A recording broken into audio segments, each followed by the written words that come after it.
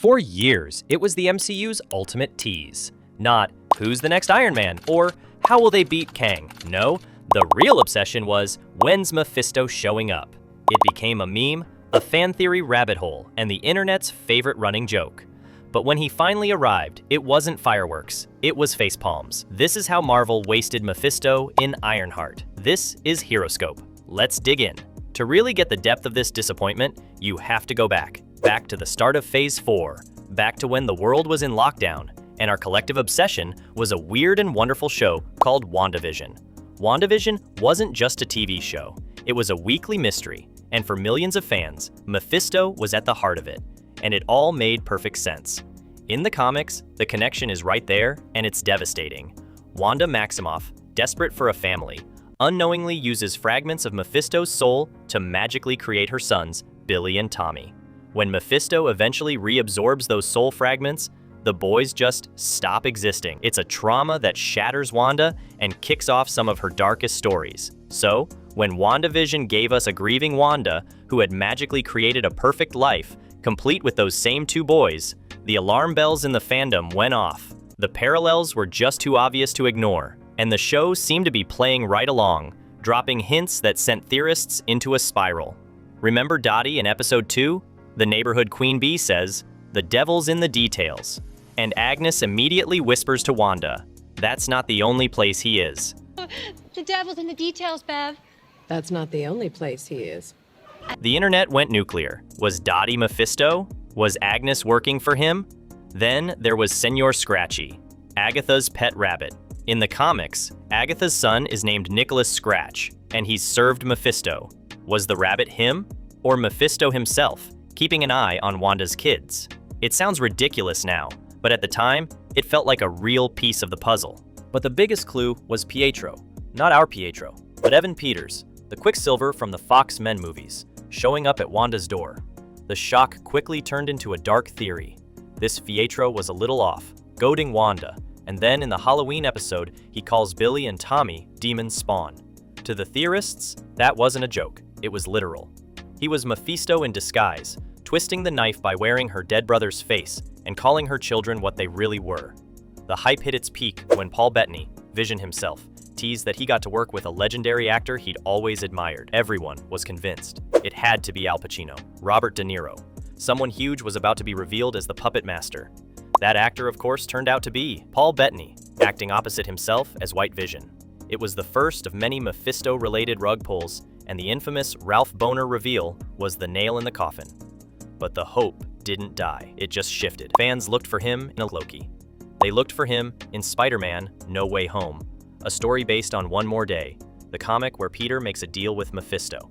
It seemed like a perfect fit, but we got Doctor Strange instead. They looked for him in Multiverse of Madness, a movie all about Wanda, her grief, and her kids. Again, nothing. For 4 years, Mephisto was more than a character. He was a meme, a symbol of fan investment. So when the rumors started getting serious that Sacha Baron Cohen, a bold, fearless, and chameleonic actor, had been cast as the devil for Ironheart, the excitement came roaring back. This was it. This was real. Years of waiting were about to pay off. The expectation wasn't just to see him. Fans were expecting an earthquake, the introduction of a new Thanos-level threat, but one who fights with whispers and contracts, not armies. A villain who could exploit the emotional weaknesses of our heroes. Fans expected a devil with the gravitas and narrative weight that a 4-year wait deserved. They expected the devil to finally get his due. The show was a tech versus magic story about Riri Williams returning to Chicago to face off against the Hood. For 5 episodes, it was Riri's story. Her grief, her genius, her world. The villain's power came from a mystical Hood, but the source of that power was just a background mystery. There was no big marketing push, no spooky trailers teasing a demon. Compared to the rollout for someone like Kang, Mephisto's debut was met with total silence. The reveal, when it finally happened, was stuffed into the 6th and final episode. It wasn't a central plot point. It was a last-minute twist. Through a quick flashback, we learned that Mephisto was the one who gave Parker Robbins his power all along. Sacha Baron Cohen appears not as a terrifying demon. The scene itself is incredibly anticlimactic. After Riri beats the Hood, Mephisto confronts her in a restaurant. He's charming, a little smarmy, and he makes her an offer. He can bring back her dead best friend Natalie. In exchange, she just has to become his agent, his herald. The only glimpse we get of his true form is a blink and you'll miss it reflection in a teaspoon as he stirs his coffee, a flash of red skin and yellow eyes. He says his name, a grief-stricken Riri makes the deal, and as she hugs her resurrected friend, we see the marks of his influence spread across her skin. And credits. That's it. The disappointment here works on so many levels. First, the screen time.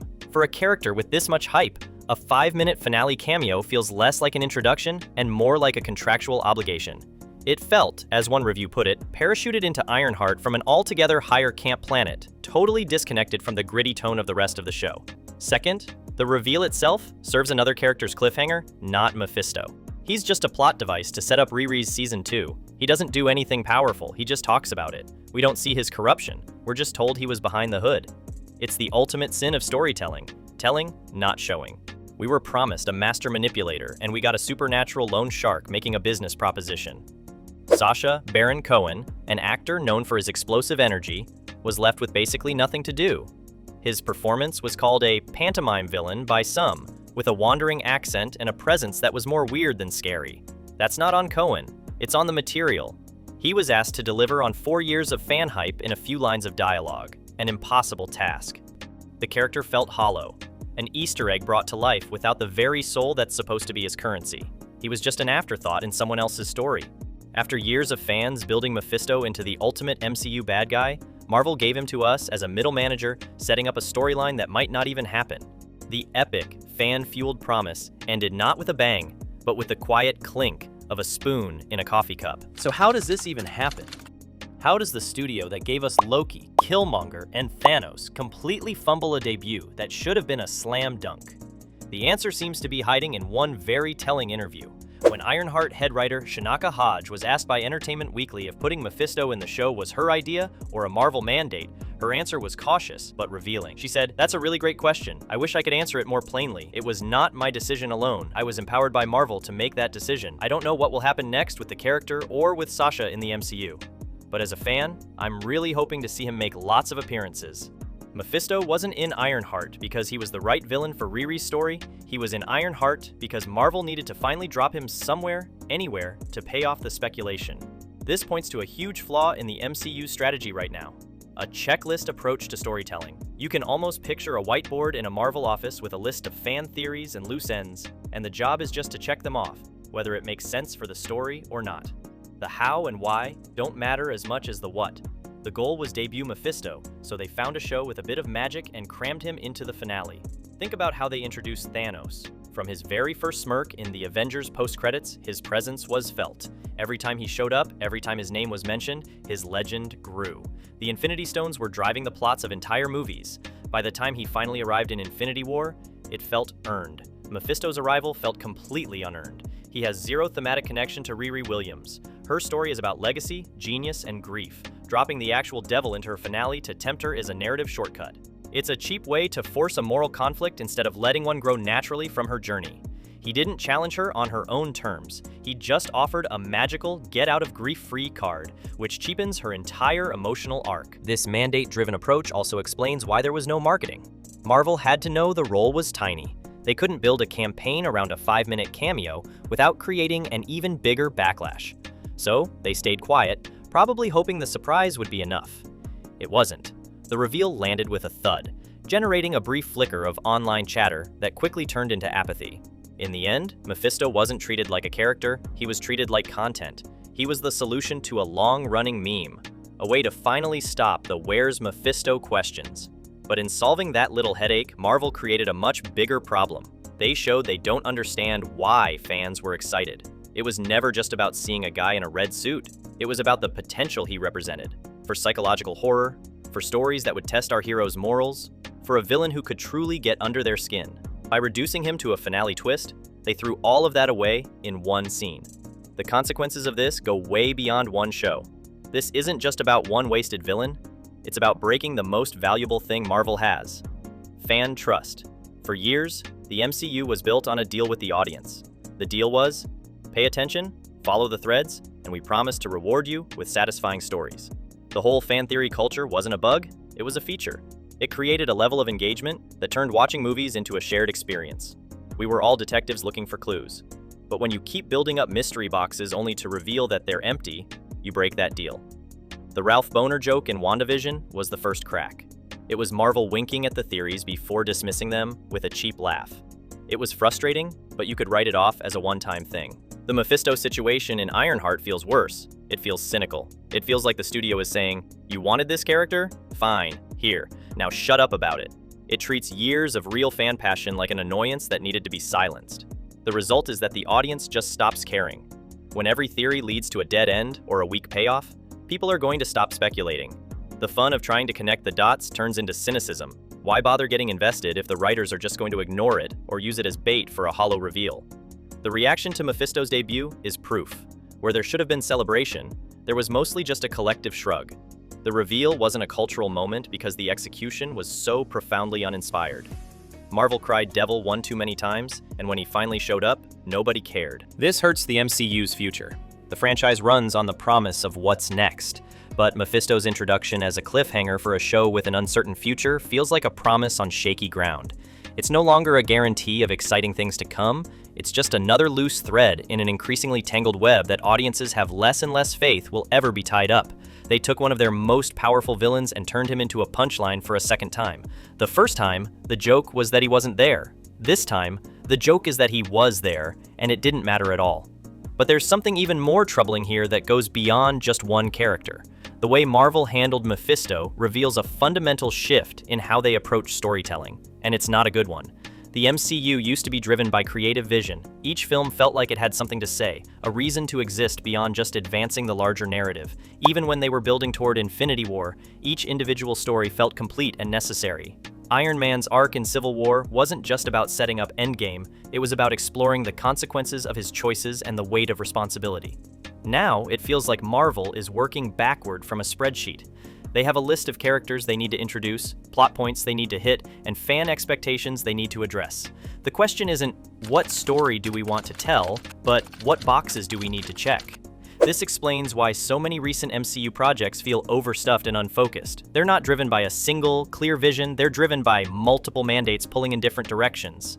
Ironheart needed to be Riri's origin story, a grounded tech thriller, a magical mystery, and a Mephisto introduction all at once. No wonder it felt scattered. The Mephisto situation is the perfect example of this backwards approach. Instead of finding a story that would naturally accommodate the character, they found a show that had room for him and forced him in. It's the difference between organic storytelling and content manufacturing. This is particularly damaging when it comes to villains. The best MCU villains, Loki, Killmonger, Thanos, weren't just obstacles for the heroes to overcome. They were characters whose motivations and actions drove the entire narrative. They were the reason the story existed. Mephisto in Ironheart feels like an afterthought, a bonus feature tacked onto someone else's story. The irony is that this approach is actually less efficient than proper storytelling. When you try to serve multiple masters, you end up serving none of them well. Ironheart suffered because it was trying to do too much. Mephisto's introduction suffered because it wasn't given the space and attention it deserved, and the fans suffered because they got a compromised version of both. This checklist mentality also explains why the MCU's current phase feels so reactive rather than proactive.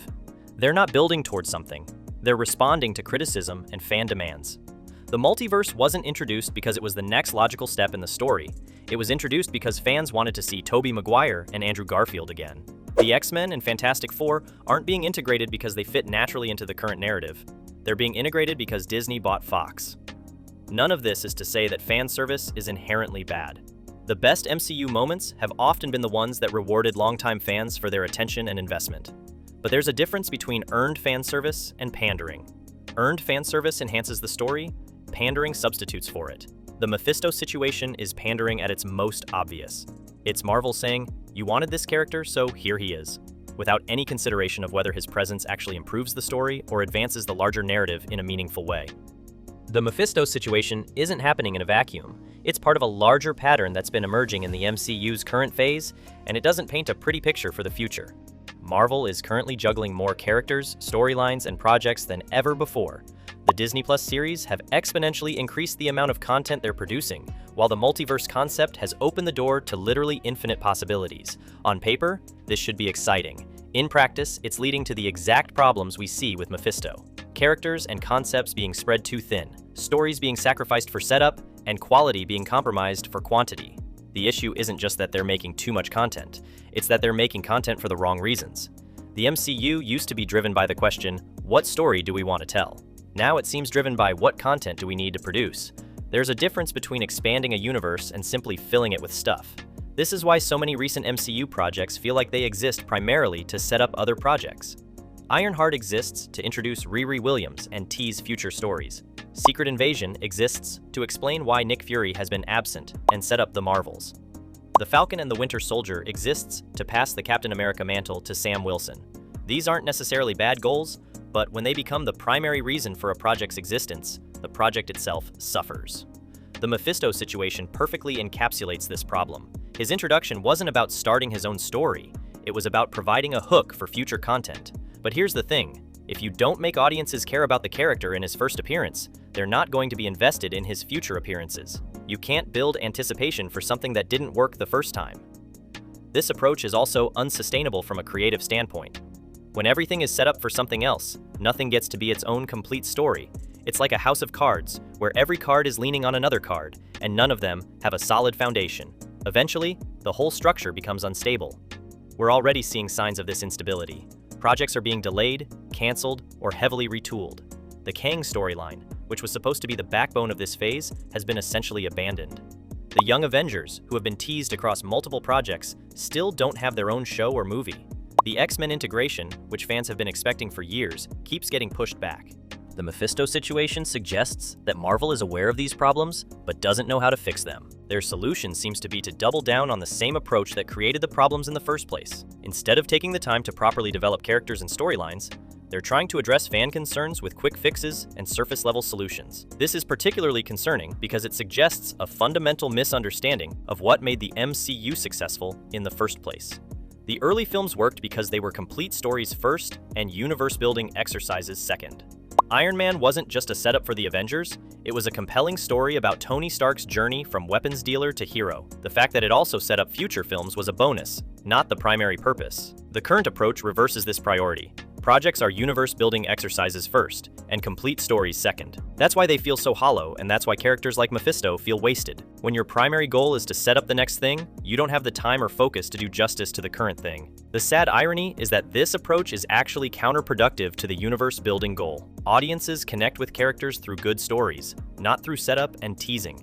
If you want people to be excited about Mephisto's future appearances, you need to make his first appearance compelling. If you want people to care about the larger narrative, you need to make the individual components strong. The MCU's current phase feels like it's betting everything on the idea that audiences will stay invested regardless of quality, as long as they keep getting new content. But that's a dangerous bet. Audience goodwill isn't infinite, and brand loyalty can evaporate quickly if people feel like they're being taken for granted. The Mephisto situation might seem like a small thing in the grand scheme of the MCU, but it's actually a perfect microcosm of the larger problems. It shows a studio that's more interested in checking boxes than telling stories, more concerned with managing fan expectations than exceeding them, and more focused on quantity than quality. If Marvel wants to avoid the fate of other franchises that expanded too quickly and lost their way, they need to remember what made them special in the first place. They need to prioritize character over content, story over setup, and quality over quantity. The Mephisto situation is a warning sign. The question is whether they'll heed it. Now, we leave it to you all to think. What's the fate of Marvel in the future looking like? Let us know in the comments. Like and please subscribe to Horoscope. See you in the next one.